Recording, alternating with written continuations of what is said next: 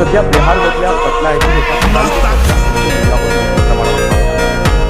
कारण या सरांनीमुळे नागरिकांना अल्प दरातील सेवा सुविधा देणारे प्रोग्राम सुरू केले.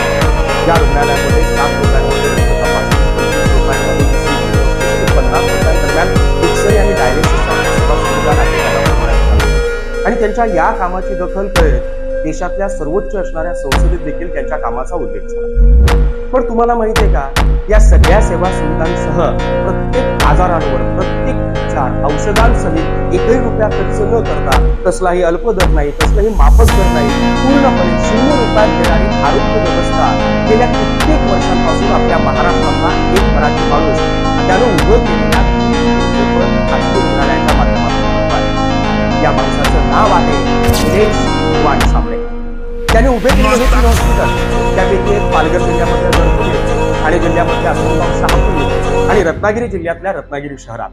या 3ही हॉस्पिटलमध्ये तुम्ही गेलात ना, तुम्हाला डायलिसिस रूम पाहायला मिळेल, एक्सरे सेंटर पाहायला मिळेल, सोनोग्राफी सेंटर पाहायला मिळेल. अद्ययावत बेडनं सज्ज असलेले हे 3ही रुग्णालय, तिथे तुम्हाला एक्सपर्ट डॉक्टर्स, वेल ट्रेन स्टाफ, चांगल्या दर्जाची स्वच्छता, या सगळ्या गोष्टी पाहायला मिळतील.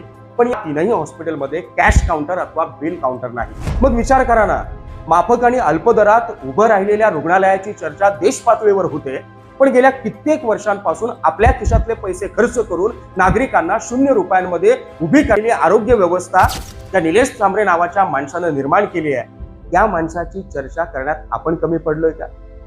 त्या माणसाच्या कामाला लोकांपर्यंत पोहोचवायला कुठेतरी ही तरुणाई कमी पडली आहे का, याचा विचार करावा लागेल. चला मग आपल्या मराठी माणसाला सपोर्ट करूया आणि मराठी माणसानं लोककल्याणाचं उभं केलेल्या या साम्राज्याला जागतिक स्तरावर पोहोचूया. आणि त्यासाठीच हा व्हिडिओ जास्तीत जास्त शेअर करा आणि आपल्या मराठी माणसाच्या कामाला जगाच्या कानाकोपऱ्यापर्यंत पोहोचवा.